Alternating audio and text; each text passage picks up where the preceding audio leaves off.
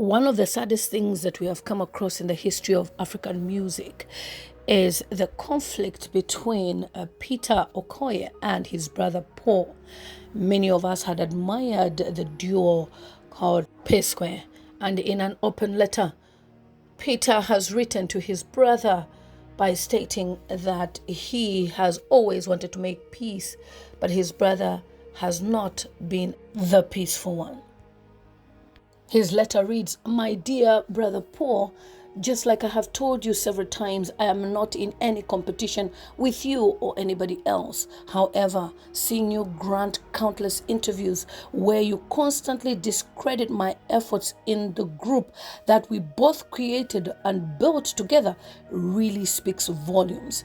In your recent interviews, you claim that you wrote and sang 99% of all Psquare songs and discredited me by saying that our song with T.I.L.G.O. which I wrote, was a failure. You went as far as using the YouTube views to discredit me once again. You never acknowledged the other songs like Get Squared, Busybody, Personally, Roll It, Temptation, and Lingo more than a friend. Shekini, Say Your Love, Give Me That, Senorita, Igbedebu, is it Igbedu? Say Your Love, Give Me That, Senorita, yeah, and a few others. Were those songs considered as failures? That's him complaining in his letter. He says, every time I have spoken in interviews about Psquare, I have always said we and us because I saw us as a team. But whenever you speak, it's always I and me. And even when I'm standing right beside you, it's as if I never existed. My brother, neither of us is the most talented artist in the world, but you fail to understand that God gave us this talent, and even granted us another chance to excel after our last breakup. Instead, you chose to turn the most awarded and decorated music group in Africa into a laughingstock again. One thing you need to understand clearly is that fans didn't fall in love with Psquare because of who sang or danced the most. What made us special was the magic that came from our combined effort, us two. Psquare was a force, and the fans fell in love with Psquare because of our uniqueness and unity. We both have talent, no doubt, and I have often praised you in our interviews for your songwriting ability. I have also praised anyone who has ever written a song for us, or even for me as Mr. P, but instead of showing gratitude for my kind words, you seem to find satisfaction in rubbing it in my face, forgetting that it is by God's grace that we have come this far. Rather than joining forces with me to reclaim our number one spot in the music industry, you chose to team up with Jude to claim the number one spot in the Psquare group, always looking for opportunities to marginalize and humiliate me. You are always claiming to be Psquare's songwriter, composer, producer, singer, backup vocalist. In fact, you are everything, including Psquare's video director, band, promoter, manager, even the choreographer. You are the author and finisher of Psquare. In fact, I dash you 100% of everything instead of the 99% you claim. I blame myself for not responding to your tweet claims in April 2015 that you wrote and sang all the songs of Psquare, all the Psquare songs. I didn't respond to these false claims for the sake of peace, as advised by family and friends, and now I am paying dearly for it. So, my brother, let me ask you, is Rude Boy or Mr. P bigger and more successful than Psquare today? Are we individually selling out arenas and stadiums like Psquare used to? Are we topping world music charts with our songs as solo artists? Do we command crowds and entertain massive audiences like Psquare? I often find myself wondering, what do you truly gain by constantly disrespecting and belittling me all the time? You have disrespected my wife, disrespected my family, disrespected my talent, disrespected my ideas, and even sided with Jude when he was clearly trying to oppress me. Now it feels like you have taken it even further by trying so hard to turn the fans against me by making them believe I'm jealous of you. You have been doing everything for the fans to hate me, but guess what? They will never hate me. Instead, they will hate both of us because we have disappointed and failed them. I hope you're happy now. I genuinely wish you nothing but the best, bro. As for those who believe these lies and false narratives and come to my page to drop negative comments, I understand because you have been fed with the wrong narrative for a long time. Please allow me to focus and do my music in peace. As for the EFCC matter, I will address it before the end of the day. Stay tuned. Peace, Peter Okoye. You have listened to the touching message from Peter Okoye, who is addressing a matter which he has never spoken about on social media since the Psquare breakup. The brother, who is Paul Okoye, also known as Mr. Rude Boy, has been granting interviews on social media and different platforms. They've shared the videos where he constantly discredits his brother, and his brother feels hurt that his other brother Jude is somewhat responsible for what has been going on between the two brothers. Now, for me, when I look at the pattern of the Psquare duo, from the time they started these arguments started especially when their mother died. There is something special about a mother's prayer. And I believe that the person behind Psquare is not the brothers themselves, but their mother. Their mother, who lost her life after an operation in India, which didn't successfully go well. She had an open heart surgery, I believe, according to sources on the internet. She lost her life. And since 2012 of her demise, the brothers were still trying to carry on with their music. But in 2016, the duo split. And when they split, many of us did not understand because we used to admire Psquare. We always wanted to have a sibling that we could do things with. And in this particular case, these are African born and bred Nigerians, to be specific, who showed us that truly siblings can indeed work together. But sadly, their relationship did not progress. And now, few years later, in 2021, they tried to rekindle their relationship. And again, they've broken up once more. And this time, I believe the break is more than breaking up, because these guys can never be together. You can imagine a duo that used to sell out in big stadiums and arenas across the globe, across Africa.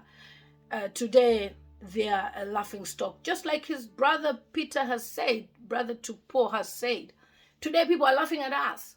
And for me, I can say that Peter is one of the most responsible guys that we've seen in the music industry, i.e. he settled for his wife, Lola, who is mature, and according to him, she used to help them get gigs before, as she was working for a telecoms company as a manager, and their relationship sparked, and you can see he's stable, whilst Paul on the other side has been experimenting on life. He left his wife, Anita, though people say Anita is the one who left. You know, all of us social media people are the ones who cause even these problems. We'll be busy judging Anita.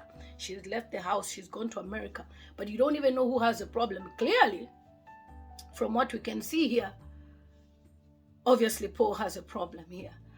You can see that he left his wife and he's going to marry a 22-year-old, and most of you people are busy celebrating her on social media as to how she's the most luckiest person in the world, without even considering the feelings of Anita. If Anita went to remarry, then you can be celebrating. But Anita is still a single mother, co-parenting with Paul Okoye. You should be ashamed of yourselves. You're always siding. If this one changes relationship, you're siding with the artist that you follow. You don't even know the pain of a woman and being a single mother. So me, I look at all these issue between Paul and Peter as a spiritual battle. It's high time you guys took yourselves to church to go and pray. I can also recommend that you go and pray with Pastor Jerry Eze quietly, and he will help your family. One of you should take the bigger step to start praying for the family, because to me, I can see that the mother, after she died, these issues have been happening. The mother was very prayerful. So I believe she was standing in the gap for the boys, for them to be united. And my only pain now is, how would the mother feel to see the sons behave this way? And I believe she's the only person who would have been able to speak to this, to sit them down. They are doing all these things because their mother is not alive. But boys as well, look at your mother. If she was here today, would she be happy to see you guys scattering your relationship? Would she be happy to see you guys fighting publicly? Would she be happy to see you guys discrediting each other? Indeed, nothing lasts forever. We used to admire you guys. Today, you are just embarrassing yourselves on social media. Whilst you're embarrassing yourselves on social media, Rema is busy. Other boys are coming up. Other young people are coming up. By the time you finish fighting yourselves, since 2016, 17, 18, 19, 20, 21, you tried. 5 years later, you are still fighting yourselves. Others have risen. COVID has even caught us. Others rose. 2021, 2022, 2023, 2024, you've broken up again. It shall never be again the way it used to be, Psquare. You have just destroyed, and fans are cut in between the two of you. Some like Rude Boy because of his dreads. Some like Mr. P because he's quiet. Some people like Mr. P because he has a beautiful wife, beautiful house. And all these years, it's always Rude Boy we're always seeing trending. He's trending from one thing to the other, one thing to the other. He loves the attention on him so much. He wants everybody to be talking about him. He divorces with the wife instead of him going through therapy. He's already flaunting another girl all over social media. He's already buying G-Wagon cars. He's already showing people that he's moved on. Look, mental health in Africa is ignored a lot. You'll be seeing somebody behaving like this. You say, oh, yeah, because he's got the money. And yet somebody is suffering depression. You'll be ignoring. He's there in America washing plates because he wants to marry American wife, Ifoma. And you'll be there, hey, Ifoma, you're lucky. 22-year-old is lucky to marry this man. She's one of the luckiest people in Nigeria.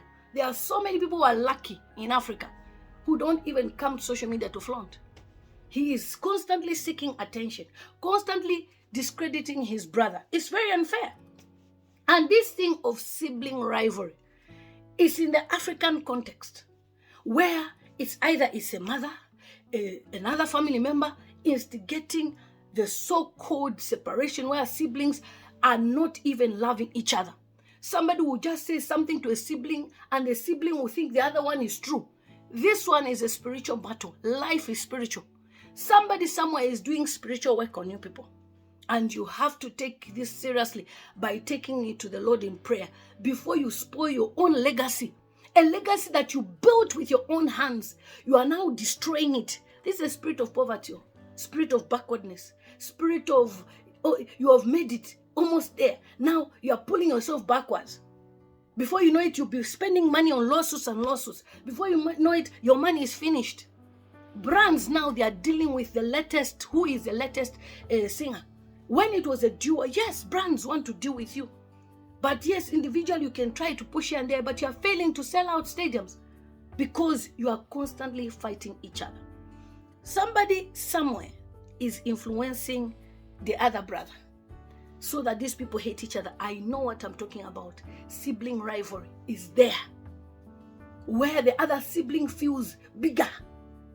For some of us who are even firstborns, you find that the younger ones want to feel that they are bigger and special than you, because someone somewhere is telling them you are better, you are better, you are better.